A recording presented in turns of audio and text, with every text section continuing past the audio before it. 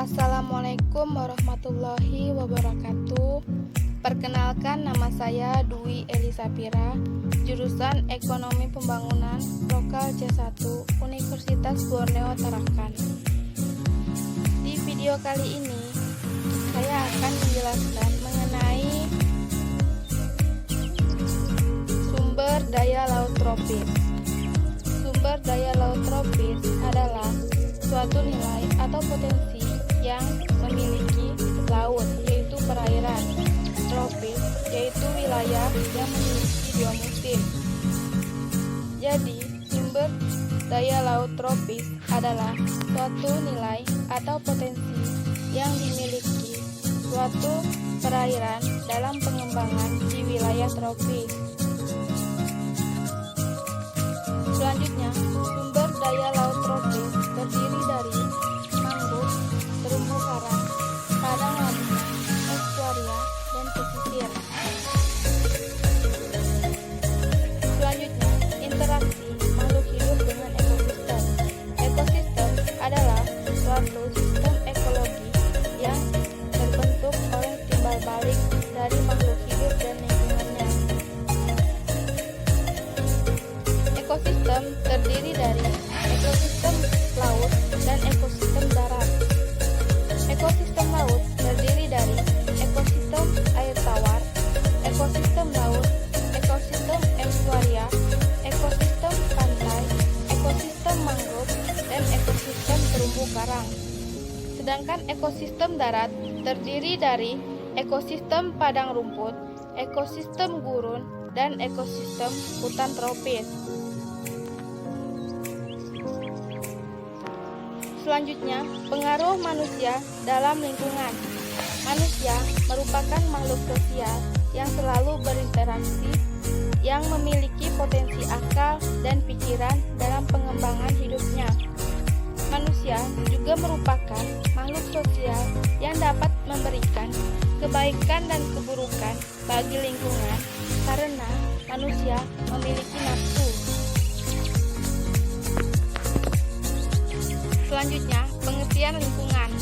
Lingkungan merupakan segala sesuatu yang ada di sekitar manusia yang memengaruhi perkembangan kehidupan manusia, baik langsung maupun tidak langsung. Lingkungan bisa dibedakan menjadi lingkungan biotik dan abiotik. Terdiri dari unsur hayati, sosial budaya, dan fisik. Manusia sebagai pusat pengembangan ilmu pengetahuan dan teknologi harus mampu memanfaatkan dan mengendalikan sumber daya laut tropis untuk meningkatkan kreativitas, inovasi, dan mampu meningkatkan kesejahteraan. Selanjutnya, arti penting lingkungan bagi manusia. Yang pertama, lingkungan merupakan tempat hidup manusia. Yang kedua, lingkungan memberi sumber-sumber penghidupan manusia. Yang ketiga, lingkungan mempengaruhi sifat, perilaku, dan perilaku manusia yang mendiaminya. Yang keempat, lingkungan memberi tantangan bagi kemajuan peradaban manusia. Yang kelima, manusia memperbaiki, mengubah, bahkan menciptakan lingkungan untuk kebutuhan dan kehidupan. Upaya pengelolaan lingkungan. Yang pertama, meningkatkan kemandirian, keberdayaan masyarakat, dan kemitraan. Yang kedua, menumbuhkan kemampuan dan kepelaporan masyarakat. Yang ketiga, menumbuhkan kreativitas masyarakat untuk melakukan pengawasan sosial. Yang keempat, memberikan saran dan pendapat agar terciptanya kedamaian dan kesejahteraan. Dan yang kelima, menyampaikan informasi dan pengetahuan untuk memanfaatkan lingkungan secara berkelanjutan.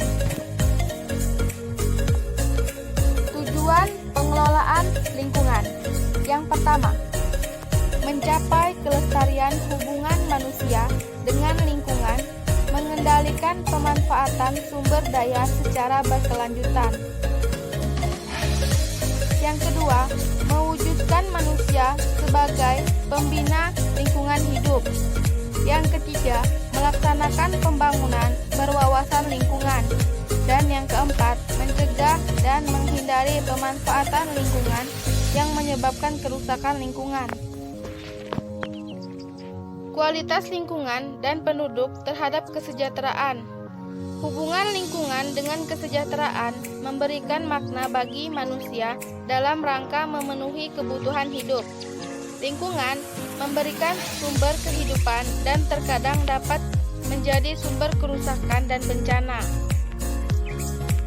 Selanjutnya, adapun dampak positif dan negatif.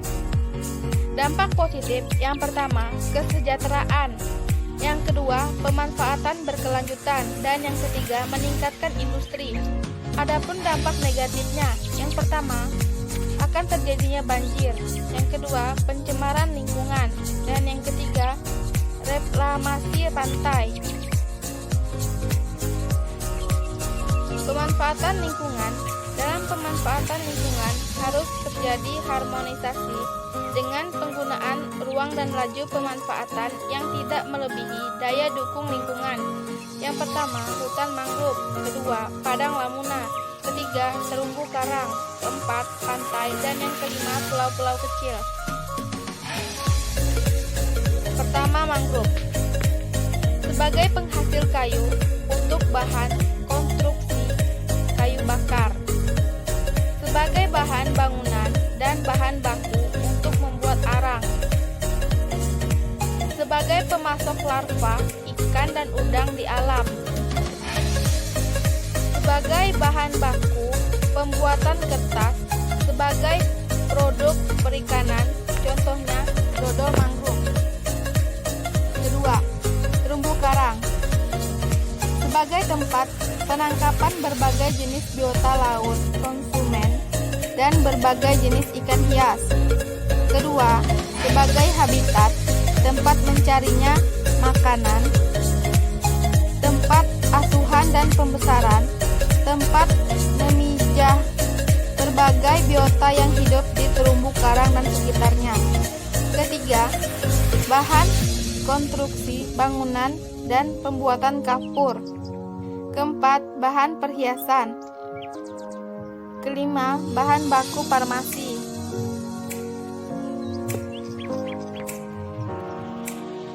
Ketiga, padang lamuna.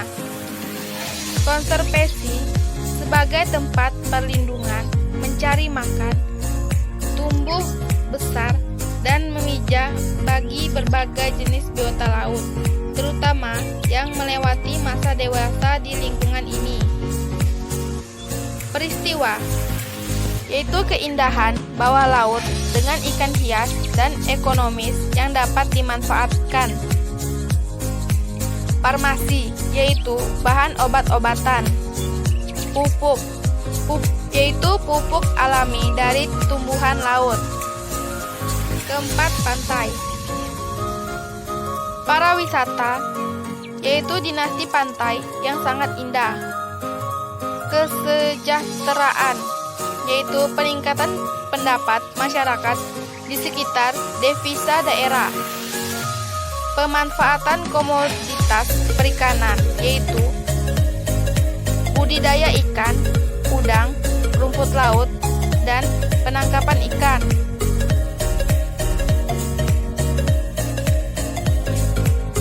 Yang kelima, pulau-pulau kecil.